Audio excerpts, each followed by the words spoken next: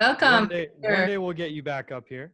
I would love to come. I need to plan it better. I've been actually testing COVID every 2 weeks because I'm teaching, so I could definitely come out because I get results every 2 weeks. So excellent. That was the issue I think we had prior, but that's resolved, so I should make a plan. Anyway, enough with that. Welcome, Victor. Thank you for joining Anahita TV. I'm so excited today because I feel like you're going to answer a lot of questions for us and the viewers about health and wellness, especially with food. I know I'm really confused when it comes to food. There's so much information out there, and Yes. I don't trust all of it because I've experienced negative, the negative results of some of the things I've tried. So I've made some decisions, and I feel like people need to be aware. So without further ado, I'll do a little introduction of you. It's not little because you hold a lot of great knowledge among your degrees that you have. So Victor is the co-founder of Pacific Coast Ayurveda, where he serves as a NAMA recognized Ayurvedic doctor and Kundalini yoga teacher. He's a gifted pulse reader, and you can diagnose your diagnostic techniques and health counseling are very individualized, and the approach is to help students and clients in a detect multi-layer perspective on their health profile, emphasizing the role and importance of lifestyle changes and support. And you guys support and help people get to the results they need. Definitely. Yeah, and then you guys have ongoing health counseling through Ayurveda and yoga, and you work with Madison. I had the pleasure of working with both you and Madison for the past 4 years now. 4 years, yeah. Yeah, it's been a while, and I'm Yeah. really excited to share you with my friends. I don't want to hoard you guys anymore. So I'm excited to have you here. So today's topic is food. The reason, it's for personal reasons. I've had such negative, I've changed from vegan, vegetarian, meat eating, everything, and so I wanted to give the mic to you. So tell us a little bit about what your thoughts are on food and what's happening today with what's going on with the virus, and what would be a sound diet. So the topic of food is extremely vast. Mm-hmm. And there, like you said so perfectly, there is just so much information out in the world. That's one of our pathologies these days, is information overload. Because while it's wonderful that we have all this access to all this information that we didn't have access to before, the pendulum swung the other direction completely, and we have access to too much information, which makes it very hard to decide what's true and what's not true. And what it does is it encourages us to fall back on what actually works. And in that way, our body is very beautiful teacher because it doesn't lie. The body is very honest and will respond to what works, and it will throw a tantrum if something doesn't work. So when it comes to food, basically the Ayurvedic approach is that, of course, there are some general rules of thumb that everyone should follow, of course. But that list is very short. It's very finite, and we can go over that list easily today. Okay. The important thing with Ayurveda is that food is considered nourishment, and it's either going to nourish your body or it's going to take nourishment away from your body, which is the same thing that poison does. Wow. So Ayurveda comes up with the basically a slogan that food either nourishes you or poisons you, one of the two. There's not really too big of a middle ground. Of course, there are extremes in that way. There can be extremely nourishing things, and there's an extreme the other way where there are highly poisonous substances, and most food falls somewhere on that spectrum. But the real trick is that a food that's nourishing to one person is poison to another person. So there's no such thing as a healthy food. You can't say that cucumbers are good for everyone all the time. You can't say that tomatoes are bad for everyone all the time. Ayurveda does not think like that. And so any diet that's manufactured for the masses is going to create problems, because you're going to have some people following that diet and swearing by it and saying, oh my God, telling all their friends, you have to do this diet. You have to do the Mediterranean diet. You have to do the Atkins diet. You have to go 0 carbs. You have to go 1,000,000 carbs. You have to do this. You have to do that. But when it comes down to it, or you got to go raw vegan, right? That's another popular one. When it comes down to it, that's each of those diets is only going to work for a very select number of people. And then for everyone else, it's actually going to be delirious. It's going to have the opposite effect. It's going to damage the body. So when you sit down in an Ayurvedic consultation, or a consultation with most holistic health practitioners, including Chinese medicine, they share a philosophy that is, I need to look at you. I need to look at your body. I need to look at your lifestyle, your stress levels, what you do on a day-to-day basis, your sleep patterns, your eating patterns, your relationships, and decide on what qualities in food are going to be nourishing for you, as opposed to, bread has 300 calories for every 2.5 slices, and it's got this many carbohydrates and this many sugars. And so as long as we can count those numbers, we're okay. That is completely opposite to the Ayurvedic view of nutrition. It doesn't work for everyone. Nourishment. Yeah. Those numbers, while they carry some weight and it's good to know, really have very little bearing on how good or bad a food is actually for the body. So what you're saying is each individual has their own body type, or yes, I think you guys work with heat, cooling, and heating effects of food. Is that is one aspect. So the idea is that food has every food and everything in nature, which food is a subset of, carries qualities. And the qualities are inseparable from the substance. That's an Ayurvedic axiom or truism, if you want to say. So a cucumber is a great example. Cucumbers by nature are cooling. So you could say a quality of a cucumber is that it's cooling to the system. It reduces pitta, to use Ayurvedic explanations, which means it alleviates acidity in the system. And acidity is one of the main creators of heat in the body. So you eat a cucumber, it goes into your digestive tract, and it goes through a physiological process that removes heat from the body in the end. That's why you say one quality of cucumbers is cooling. But that's not the only quality a cucumber has. A cucumber has 20 other qualities. What are some of them? I'm learning. I'm excited because I always only thought of cucumbers as cooling, or that it has like 99% water. Those are the only 2 things that I know. Well, that's another quality that cucumber has, right? It has a lot of water. So it's going to be high in the water element and then carry all the qualities that water carries, which are, it helps tissues connect. It helps things flow through the body. One of them is cooling, and so on and so forth. So you prompted the next thing perfectly, because the way Ayurveda looks at foods is by looking at the elemental constituents and the elemental proportions in any given food. And those elements are metaphors for the qualities that they possess. So water is an element and fire is an element. Okay. That doesn't literally mean we have fire inside our body. Like hot pepper fire, right?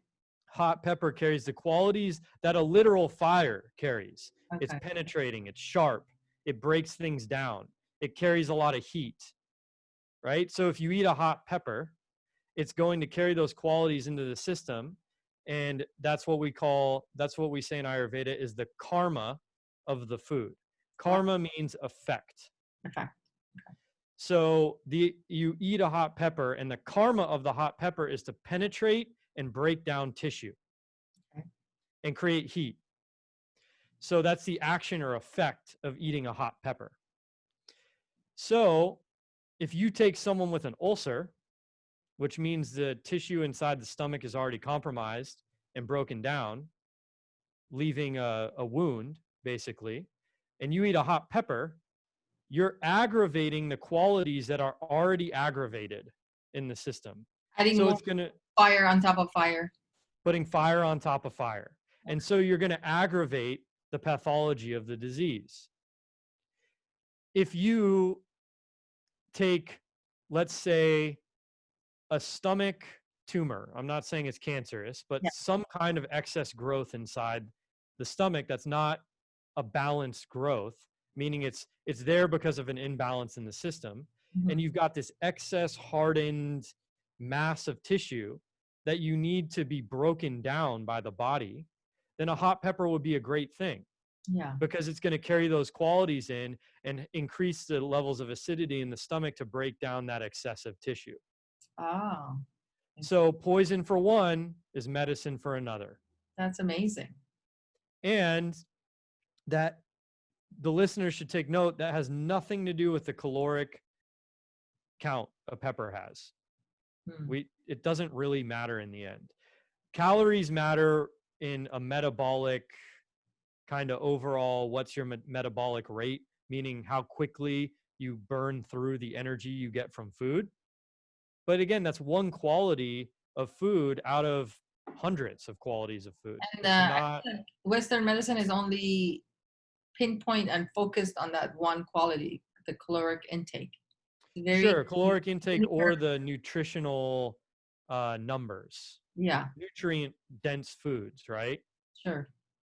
But nutrient dense foods, if you ignore all the other qualities they have, like heating or cooling or so on, what we've already mentioned, you're turning a blind eye to 90% of the effect that food has on your system. Wow.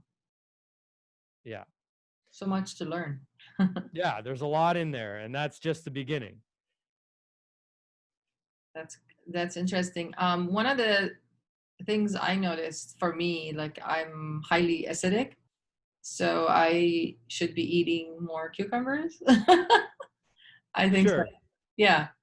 Yeah, so you want to eat to balance out that acidity, and it also depends on where the acidity is focused or if it's localized or if it's systemic.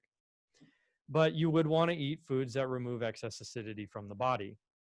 Squashes, cucumbers. There are tons of cooling herbs like mint or coriander or things like that. But the real question we would ask, Ayurvedically speaking, is why are you so acidic to begin with?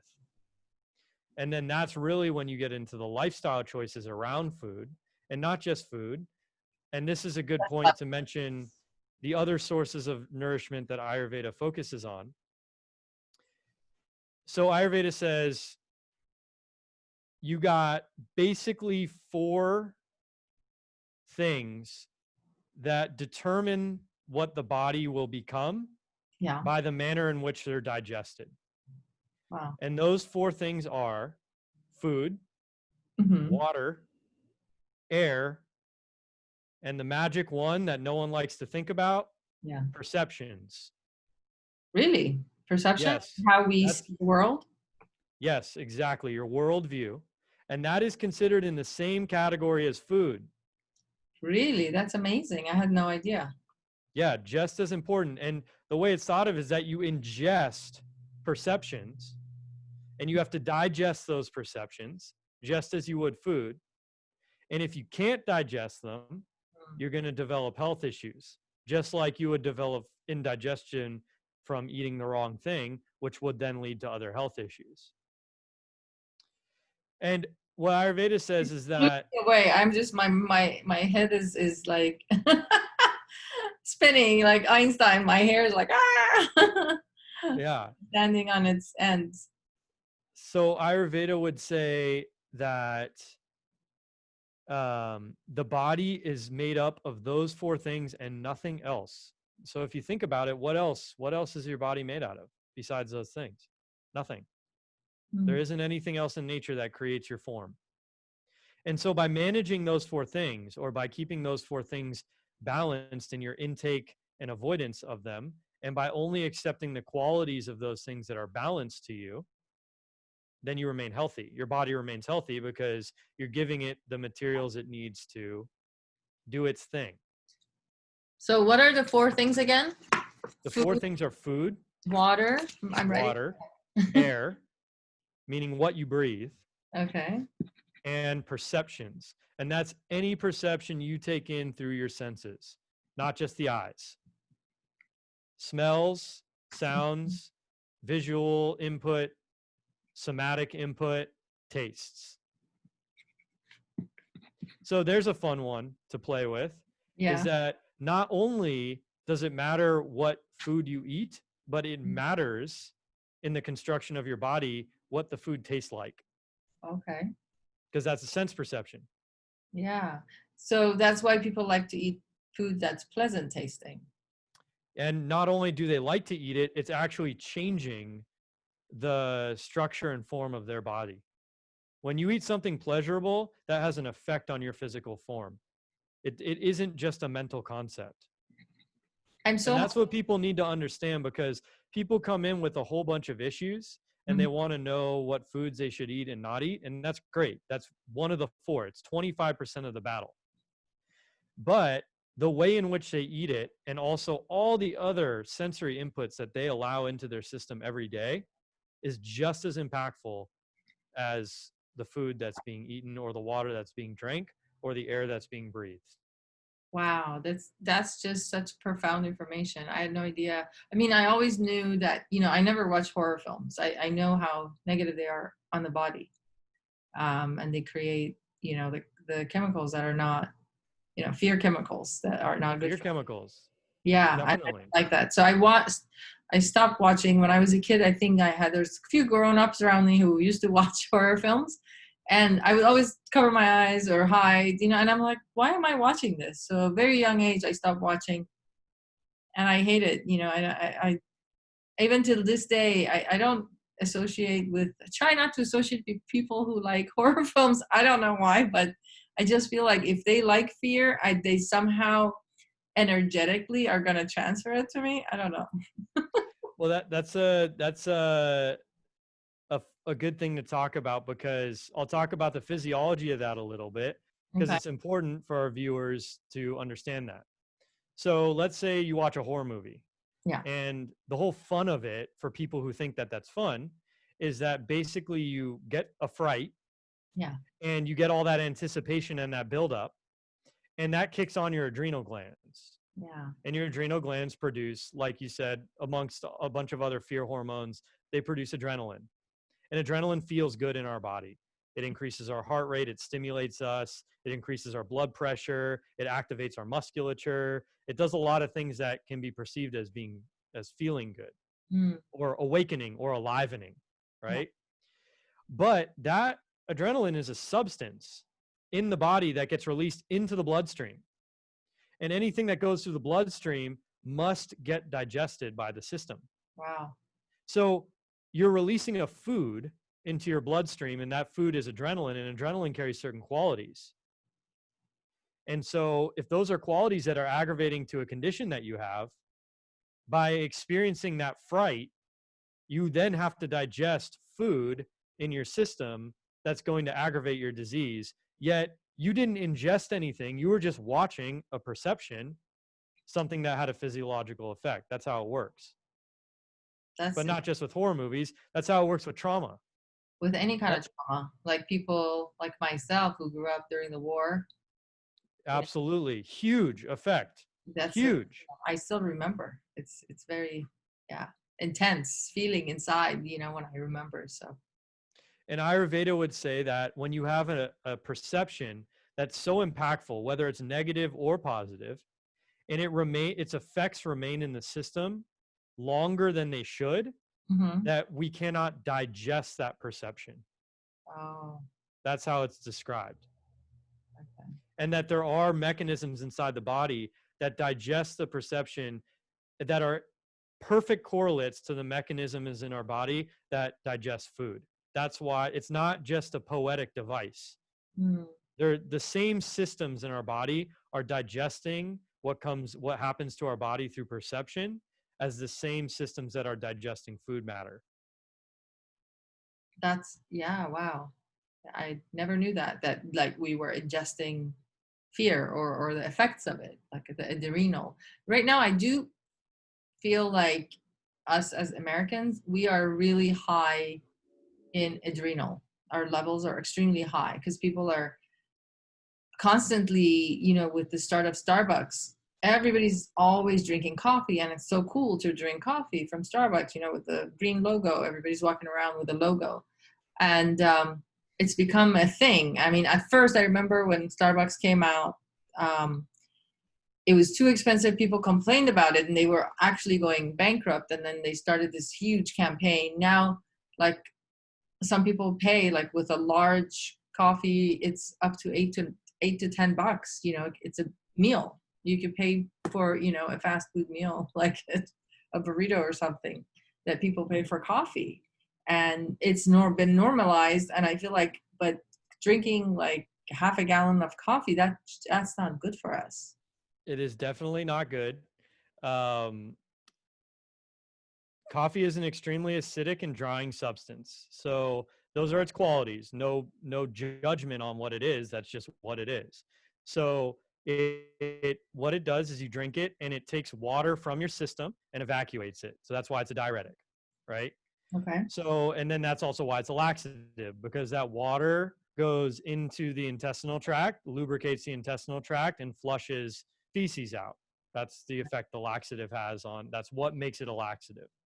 So it's a diuretic and a laxative, meaning you have a net loss of water in the system after drinking a cup of coffee, let alone 3 cups of coffee in a big cup, right? Yeah.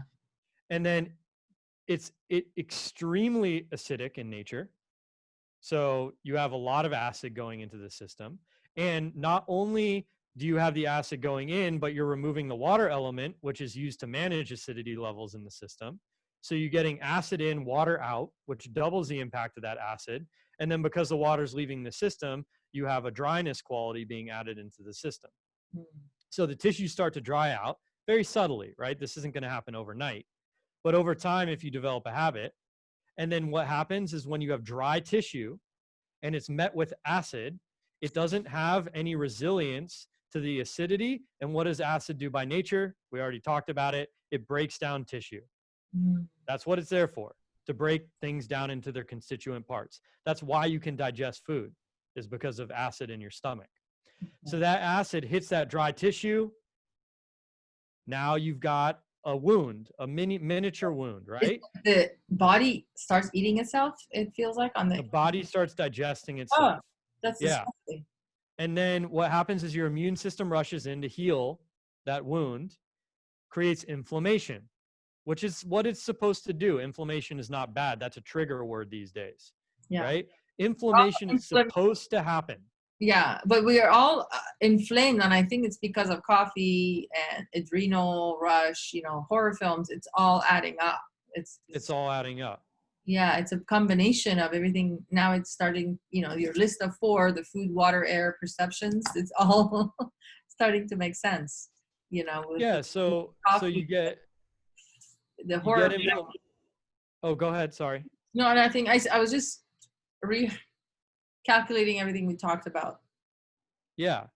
So you get that inflammation, and then when that becomes chronic, you got a real problem. That's IBS. That's whatever. There are so many diseases created by inflammation. It's too long to list. Cancer is one of them, right? Cancer's definitely influenced by, that's one of the causative factors, because your body's no longer functioning in a balanced state. So now anything can happen. And, of course, you're going to develop a groove over time of what you'll be prone to. And people love to say genetics, genetics, genetics. And yes, there is genetic predisposition. Absolutely. But it's a lot less common than people think it is. Yeah, I agree with you. I am a big fan of Dr. Lipton. I don't know if you listen to him. He's a biologist. And he talks about there is no cancer gene. He's done his research. He's a biochemist, I believe. And he talks about there's no cancer gene. It's created based on everything we talk about. Stress levels, you know, he says almost every time he's he's met with patients who have had cancer, had over 7 years of stress factors back to back happening, and that's when the cancer came in. Yeah, we see that all the time in the clinic too. Stress is extremely it affects the system like more than you could even imagine. And then people listening to this might say, well, that stresses me out to hear that. And yes, of course it can, right? But there are so many ways to reduce stress, not just manage stress, literally remove stress from the system. And that's part of a daily practice that has been available to all of us for a very long time, but we don't like to do it because in the moment of doing it, it's not very, fun and exciting. It's, yeah, in the beginning it's not fun and exciting when we want to cut out a certain food type, because I like coffee myself. But one of the Sure. things I found is, you guys provided a coffee substitute. It's Gualala coffee. That's where you guys are at. So you named it Gualala. Yeah. Can you tell us about your product?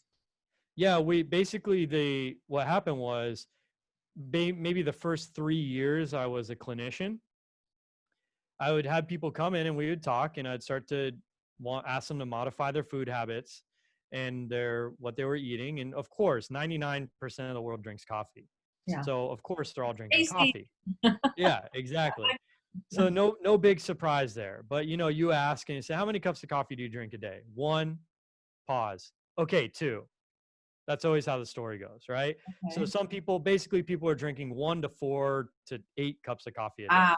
Yeah. 8. Yeah. And then you say, well, are you drinking a cup of coffee or are you drinking a big Starbucks coffee? Because that's 3 cups of coffee. Yeah. Right. 3 cups. Okay. Yeah. In one. So that happens. And then I would say, okay, will you stop eating this? Yes, no problem. Will you stop eating that? Sure, no problem. Will you stop drinking this? Will you switch your eating time to be this time better? Will you go to sleep better? Will you give up this hardcore drug you were doing? Yeah, sure. I'm ready to do that. And they would. They weren't lying, right? Will you give up alcohol? Yes, I've wanted to give that up for a while. It's a pain in my butt. I'm done. And they would be. They would drop it. Will you give up coffee? No. That's the story I got in so many words. It's worse than drugs. That's what I'm saying. So most people would be, people willing to be honest would say, no, I'm not going to do that. But usually that's not how the story went. Usually it'd be like, well, yeah, I'll try, that kind of thing. And then over the next weeks and months, coffee never seemed to disappear. Or they would quit, and then a few weeks later, they would completely go back to doing it. And there's a whole art and science about changing habits and giving up habits and all that stuff. And of course, that all needs to be taken into account. But the point is that one habit people just cling to because it's readily available. It's not that expensive, like alcohol. Yeah, you have to go to a special store to get it. It's constantly around. It's completely socially acceptable. And so, and it does its job. It's a substance that when you take it, you do activate. You do get a boost in mental focus temporarily. You do get da-da-da. Yeah. It does what it advertises to do, itself to do. And yes, while there is a caffeine crash and all those things, the effects are relatively minor until you get sick. So it's a good substance in that way. It tastes good when you take it with cream. And it tastes good. It tastes great, right? And the aroma is so good. And it just, oh man, this is wonderful. I think we're advertising. We should stop. Yeah. That's what it does. But then you get people coming in who are suffering from severe sicknesses that aren't exclusively caused by coffee, but coffee is one of the primary causal factors in the pathology of the disease. So it's like, okay, you need to get better. This isn't a joke anymore, right? You've got severe digestive issues. You've got cancer. You've got, ulcers that will progress into something much worse. You've got MS. You've got Parkinson's. You've got like really debilitating, severe, crippling diseases. So it's not a joke anymore. It's not like, oh yeah, sure, have a cup of coffee, whatever. It's like, no, you drink that coffee, you're making what you have worse. Yeah. you got to be really careful about what you put inside your body from here on out if you hope to reverse this severe issue. And people still won't give it up. They still wouldn't give it up. Wow. So I sat down, I was like, this has to end. So with Madison, my business partner, also an Ayurvedic doctor, we created a coffee alternative that we tried to make taste as close to coffee as humanly possible. And we think we did a pretty good job, but with none of the negative effects. Yeah. And tell us what's in it. What's the ingredient? There are 3 ingredients. It is capomo, which is a nut, or it's the seed of a nut from South America. And it's not an acidic food. It's very nourishing to most body types. I won't say everyone and break my own rules. Then there's chicory, which has a mild diuretic effect, but much less severe than coffee. And then there's an Ayurvedic herb called ashwagandha, which gives you some energy, but not like caffeine does. I love It's ashwagandha. an adaptogen. I always take it as in a pill form. I didn't know that. I didn't know your coffee has it. You know what? Yeah. I'm going to ask you a question and answer the question. I'm going to go grab my coffee. I forgot I wasn't to have it by my side. So tell our audience what are the best times to eat, like breakfast, lunch, and dinner? Again, need to talk to each person individually, but general rule of thumb is you want to have breakfast at about 8 a.m. is a good time to have breakfast, lunch at noon or 12:30, and dinner before 6 p.m. Those are ideals. And then depending on each person's lifestyle, you make adjustments. And again, that definitely depends on what the person's life is like, what they're doing, their wake up time, their sleep time, all those things are factors in adjusting that. But consistency is very important. So you want to eat at the same times each day, even if those timings are a little bit different person to person. I see. So just eat breakfast at the same time every morning, or as close as possible, 7 days a week. And then lunch, also make it a habit. And one of the things you also taught me was, a lot of us eat on the go or on the run. That's an American thing. We don't appreciate food or the time or take time for ourselves. Culturally, I feel like it's been like work is more important than nourishment. So people are eating and running. So talk about that, how horrible that is for us.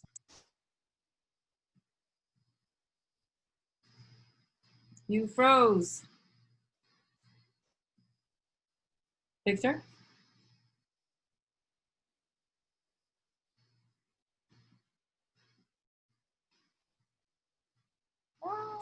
What's happening?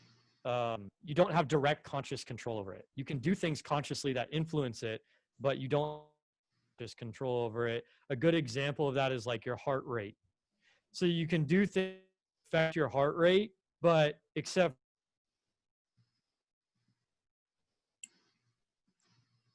who have been working with consciously controlling their heart rate from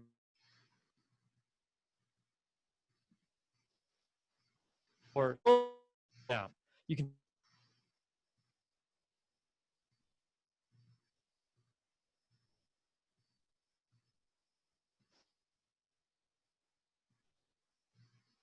Hello. Victor, can you hear me? I think you froze. And anyway, I brought the coffee.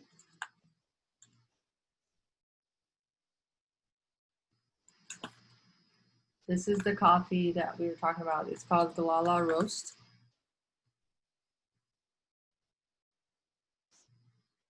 Hello, friends.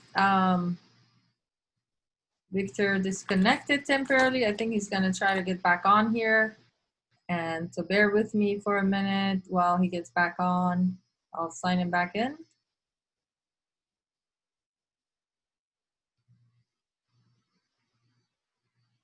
He hasn't.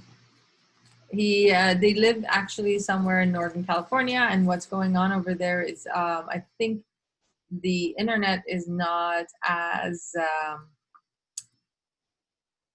they're in the mountains, so or actually they're at the beach. It's kind of beachy and mountainous. They have the mountains on one side, beach on the other, and sometimes the internet doesn't work as well. But I think he should sign back on soon. And this is the coffee that they created. It's called Gualala coffee because they're in the city of Gualala, which is Northern California. It's really gorgeous. You can't really see the trees back here, but it says it's a coffee alternative inspired by Ayurveda and made with ethically sourced ingredients in Gualala, California, caffeine-free, gluten-free, and delicious. And I think you can get it on Amazon. You can get it through them and their website as well. And as you heard, the ingredients are very simple. Three ingredients. There is a Maya nut, organic chicory root, and organic ashwagandha root. I really love ashwagandha. It's actually a very good herb for most people, and I like it. I take it. I take it in a pill form as a vitamin substitute. Um, this has been wonderful. I hope Victor gets back on. I'm still waiting on him. It looks like he hasn't been able to get back on. I'll wait another minute, and if he can't get on, I'll say goodbye to everybody. Thank you for joining me. As you heard Victor talk about food, the 4 things that we digest, interestingly enough, food, water, air, so the air we breathe. It's important that the air we breathe is healthy. You don't want to live next to a factory. All of that stuff affects us internally because everything that goes inside, he says that we digest it. Isn't that amazing? So even the air we breathe, if it has particles in it, that's not good for us. It gets digested, it becomes part of our body, and it affects us. So food, water, air, and perceptions. So it's important that you surround yourself. This is why a lot of these healers talk about surround yourself with love or loving people, or get rid of negative people in your life, or stay away from people who cause drama. Nobody likes drama anymore. Everybody wants a happy, healthy life. All right, Victor is back.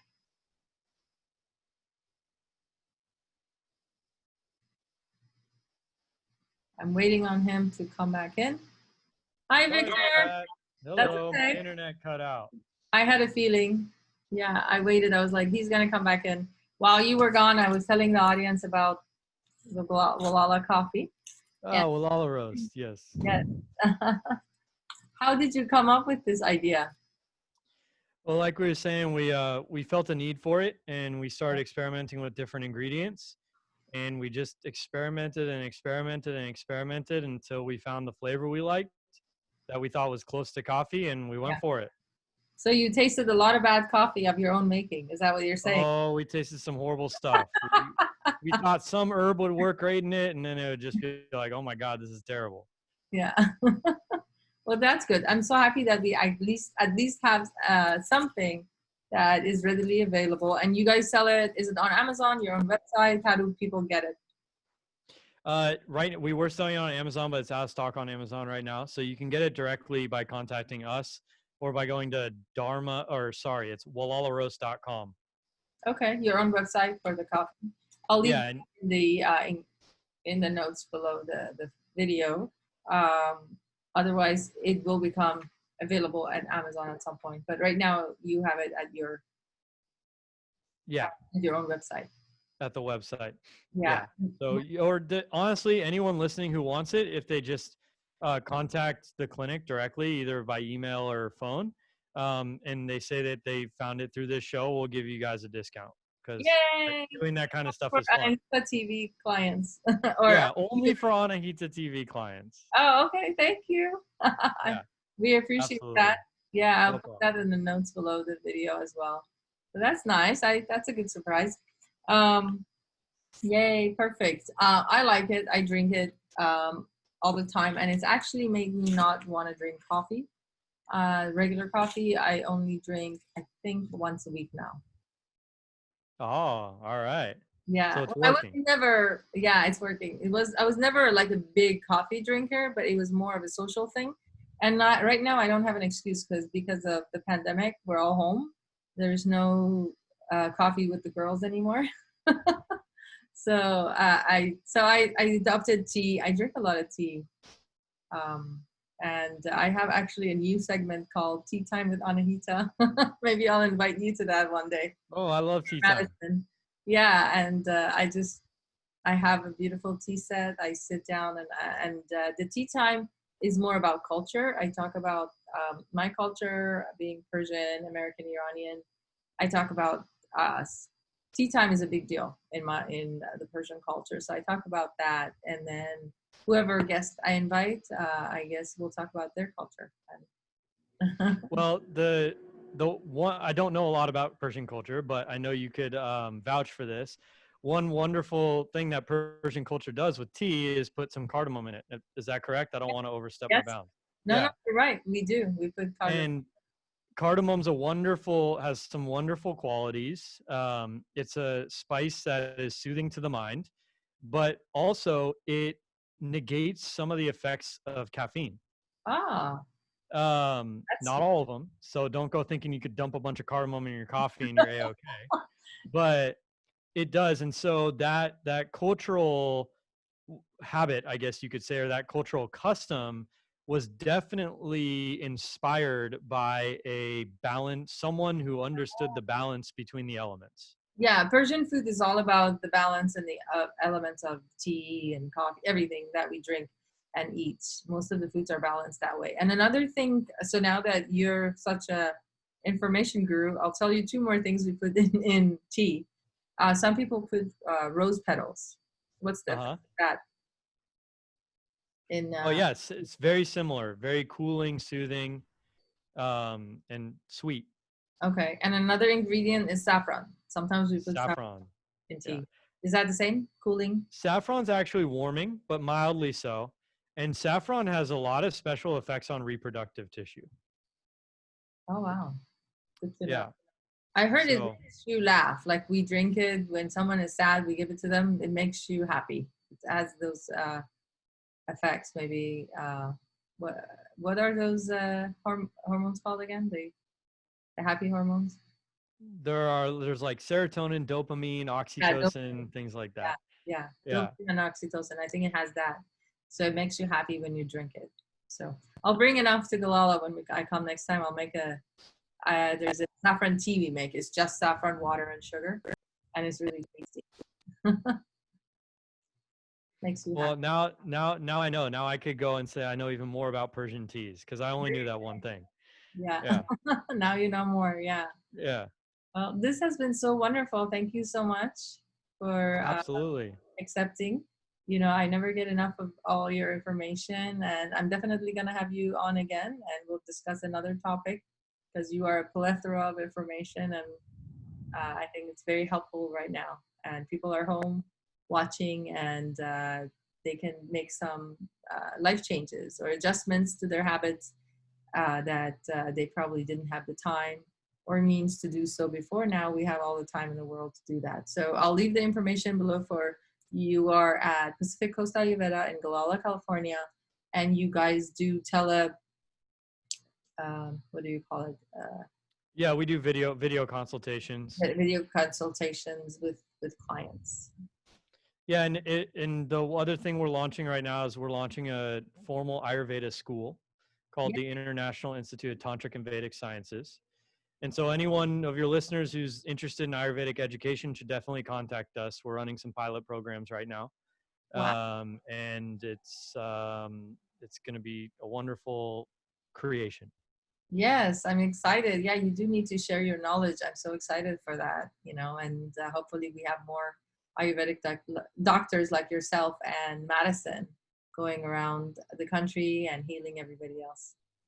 Yes, we need a lot more Ayurvedic doctors. We There's definitely, definitely a call to action on that one. yes.